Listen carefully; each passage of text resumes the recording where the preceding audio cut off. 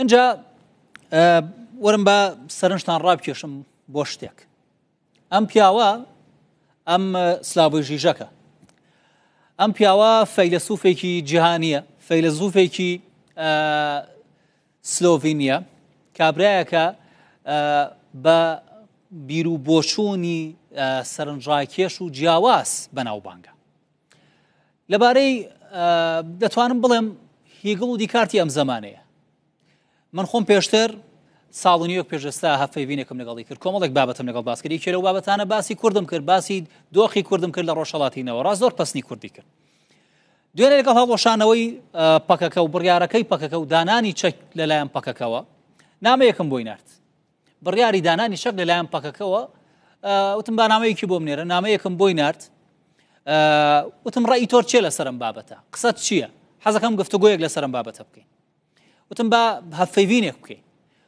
ئیتر قسەیەک لە من قسەیەک لەو ئەو بوتی نا من پەیامێکم هەیە، وەرە تۆ پەیامەکەم لە ڕوودا و بڵاو بکەوە لەبارەی ئەم بڕیارە بۆی کە هەموو دنیا پەیامەکەی من ببینێ. جەبا بەیەکەوە سەیری پەیامەکەی سلااوی ژیژەک فەیلسوفی سلۆڤینی بکەین. I must say I fully support.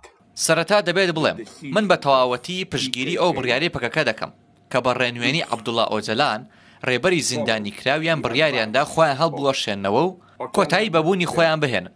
ئەوان ئەو پەڕی هەوڵی خۆیاندا بۆ ئەوەی بەکردەوە پابەندبوونی خۆیان بە ئاشتیەوە بسەلمێنن. بەڵام لەم جیهانی ئێمە تێیدا دەژین.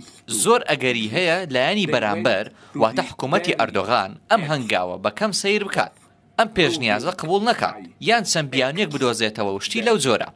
بۆیە یەک جار گرنگە کە لە هەموو جیهاندا بە تایبەتی لە ئەوروپا خەڵک ئاگاداری ئەمە بن و بەشداری لەم پرسە بکەن، چونکە کورد بەلای منەوە و تاوەکو ئەو جێی من ئاگادارم و چەندان پەیوەندیم لەگەڵیاندا هەیە ڕۆشنبیرترین بەشی کۆمەڵگەی ڕۆژهەڵاتی نێوەڕاستن.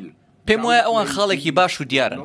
بەو مانایی ئەگەر شیکاری بۆ دۆخی تایبەتی ئەوان بکەیت دەتوانیت بە شێوەیەکی چڕوپڕ ببینیت کە کێشەی سەرەکی تەواوی دۆخی ڕۆژهەڵاتی نێوەڕاست چییە. بۆیە من بڕیارەکەی پەکەکە بۆ هەڵوەشاندنەوەی خۆی بە هەنگاوێکی یەکجار ئازایانە دەبینم، هەنگاوێک کە هیچ بیانوێک بۆ لایەنی بەرامبەر نایهڵێتەوە بە بەردەوام بوون لەسەر ڕوبەڕووبوونەوە. کوردەکان تاوەکو کۆتایی ڕۆیشتن، ئێستا وەک دەڵێن تۆپەکە لە گۆڕەپانی ئەردۆغاندایە و ئەرکی ئێمەیە کە سەرنجێکی گەورەی گشتی دروست بکەین تاوەکو تورکیا بخرێتە ژێر فشارێکی سیاسی بەهێزەوە. بۆیە تکایە هەموو لایەکتان، هەموو پەیوەندە تایبەتەکانتان، دەستڕاگەشتنتان بە میدیا گشتیەکان و هەتا دوایی بەکار بهێنن تاوەکو خەڵک ئاگادار بنەوە کە بەم هەنگاوە کورد سەلماندی کە پێشکەوت و خواستترین بەشی ڕۆژهەڵاتی نێوەڕاستە. ئەگەر ئێمەی ئەوروپیەکان بەڕاستی دەمانوێت پارێزگاری لە نەریتی مافەکانی مرۆڤ و شتی لەو جۆرە بکەین ئەوا دەبێت هیچ گومانێک لەوەدا نەبێت کە چی دەکەین و پێویستە چی بکەین لەم بارەیەوە.